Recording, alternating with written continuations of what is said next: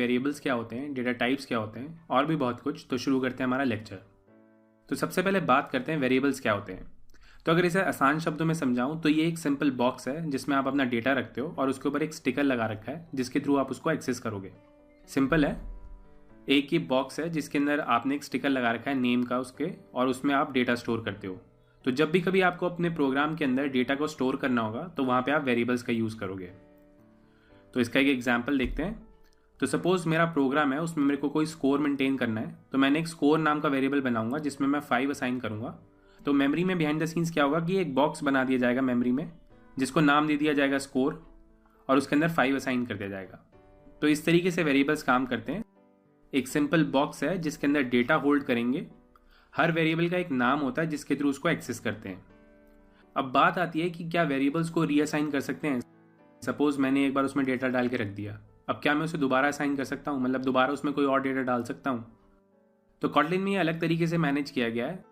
तो जावा में क्या होता था, अगर आप एक वेरिएबल बनाते हैं तो आप उसको रीअसाइन करते रहेंगे अनलेस आप उसको कोई कांस्टेंट नहीं बना देते।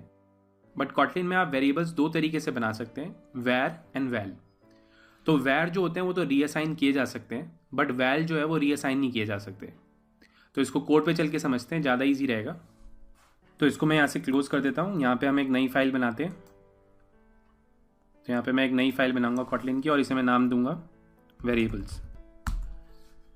तो सबसे पहले हम इसके अंदर एक मेन फंक्शन ऐड करते हैं क्योंकि वहीं से सारा एग्जीक्यूशन शुरू होगा। तो यहाँ पे मैं लिखता हूँ मेन लिखने के बाद अगर आप टैब की प्रेस करेंगे तो ये ऑटो कंप्लीट हो जाएगा। तो यहाँ पे आप देख सकते हैं कि एडिटर ने इसको खुद से ऑटो कंप्लीट कर दिया है। तो यहाँ पे ये हमारा मेन फंक्शन है। तो यहाँ पे देखते हैं वेरिएबल्स कैसे डिफाइन करते हैं। तो यहाँ पे मैं लिखूंगा वैर स्कोर इक्वल टू 5। इसको मैं प्रिंट करा के चेक करता हूँ, प्रिंट एलन, और यहाँ पे मैं लिखूंगा स्कोर। तो इसको रन करते हैं। तो यहाँ पे आप इसका आउटपुट देख सकते हैं 5। तो जैसा कि मैंने अभी बताया था कि जो वैर टाइप के होते हैं उनको मैं रीअसाइन कर सकता हूँ। तो देखते हैं ये रीअसाइन होता है कि नहीं। तो यहाँ पे मैं लिखता हूँ स्कोर इक्वल टू 10। तो इसको रन करके देखते हैं। तो यहाँ पे आप देख सकते हैं 10 आउटपुट में आ चुका है। यानी जितने भी वैर टाइप के वेरिएबल्स होते हैं उनको हम रीअसाइन कर सकते हैं। तो इसके बाद हम वैल वाला चेक करते हैं। तो यहाँ पे मैं लिखूंगा वैल और यहाँ पे मैं लिखूंगा मैसेज, और इसको मैं एक स्ट्रिंग असाइन करूंगा हेलो वर्ल्ड। तो इसको भी प्रिंट कराते हैं। तो यहाँ पे मैं लिखूंगा मैसेज और इसको रन करते हैं यहाँ पे। तो यहाँ पे आप आउटपुट देख सकते हैं हेलो वर्ल्ड और 10 आ गया है। तो अब इसको रीअसाइन करके चेक करते हैं क्या इस पर भी रीअसाइन कर सकते हैं कि नहीं। तो यहाँ पे मैं लिखूंगा मैसेज और इसको मैं एक नया मैसेज असाइन करूंगा चीज़ी कोड। तो यहाँ पे आप देख सकते हैं एक एरर आ रही है जो मुझे कह रही है well can not be reassign. तो जैसा कि मैंने अभी बताया था कि जो वैर टाइप्स के होते हैं उनको तो हम रीअसाइन कर सकते हैं, बट जो वैल टाइप के होते हैं उन्हें हम रीअसाइन नहीं कर सकते, मतलब वो एक तरीके के कांस्टेंट ही हैं। तो जब भी आपको कोई कांस्टेंट बनाना होगा तो आप वैल का यूज़ करेंगे, और जब भी आपको रीअसाइन करना होगा तो वहाँ पे आप वैर का यूज़ करेंगे। तो आगे बढ़ते हैं।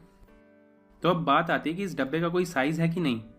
अगर छोटा डेटा होगा तो छोटे डब्बे में डालेंगे, अगर बड़ा डेटा होगा तो बड़े डब्बे में डालेंगे। उसके साथ साथ ये भी वेरी करता है कि इस डब्बे में स्टोर क्या कर रहे हैं, मतलब किस टाइप का डेटा है वो भी डिफर करेगा, और डब्बे का साइज क्या है वो भी डिफर करेगा। तो उसके लिए हमारे पास एक कॉन्सेप्ट है डेटा टाइप्स का।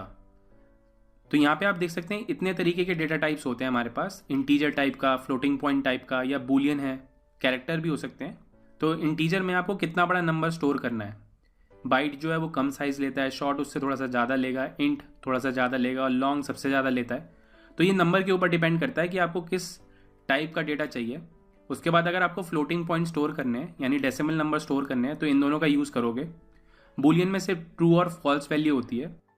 फॉर एग्जाम्पल, क्या बरसात हो रही है, तो इसका आंसर या तो हाँ होगा या ना होगा। तो इस तरीके से ये बूलियन काम करता है। अगर आपको इस तरीके का डेटा स्टोर कराना है अपने वेरिएबल्स के अंदर तो आप बूलियन वेरिएबल का यूज़ करेंगे। उसके बाद कैरेक्टर्स आते हैं। सिंगल कैरेक्टर अगर आपको स्टोर करना है जैसे ए या बी, या आपको कोई मैसेज स्टोर कराना है तो वहाँ पे आप स्ट्रिंग टाइप का यूज़ करोगे। तो देखते हैं इसको कैसे यूज़ करते हैं। तो यहाँ पे आप देखेंगे मैंने अभी तक कोई डेटा टाइप डिफाइन नहीं किया है। मुझे नहीं पता स्कोर किस टाइप का है, या मुझे नहीं पता मैसेज किस टाइप का है। तो यहाँ पे आप देख सकते हैं मैंने इसे 5 असाइन किया है। तो जो हमारा 5 होता है वो इंटीजर टाइप का होता है, मतलब यहाँ पे कोई पॉइंट्स नहीं है। तो अगर मैं स्कोर पे कंट्रोल शिफ्ट पी दबाता हूँ तो यहाँ पे आप देख सकते हैं मुझे बता रहा है ये इंटीजर टाइप का है। सिमिलरली अगर मैं मैसेज पे जाता हूँ और यहाँ पे मैं दबाता हूँ कंट्रोल शिफ्ट पी, तो यहाँ पे आप देख सकते हैं मुझे बता रहा है ये स्ट्रिंग टाइप का है क्योंकि मैंने इसे स्ट्रिंग असाइन करी है। तो कॉटलिन के इस फीचर को हम टाइप इन्फरेंस कहते हैं, मतलब जो वैल्यू हमने असाइन की है उसके बेसिस पे वो वेरिएबल का टाइप निकाल लेता है। तो यहाँ पे मैं इसको चेंज करके देखता हूँ, कुछ और असाइन करके देखता हूँ। तो यहाँ पे मैं लिखता हूँ 3.14। तो यहाँ पे ये मुझे एरर दे रहा है कि ये जो वैल्यू है ये फ्लोटिंग पॉइंट की है, मतलब ये फ्लोटिंग नंबर है, आप उसको इंटीजर में असाइन कर रहे हैं, तो ये पॉसिबल नहीं है।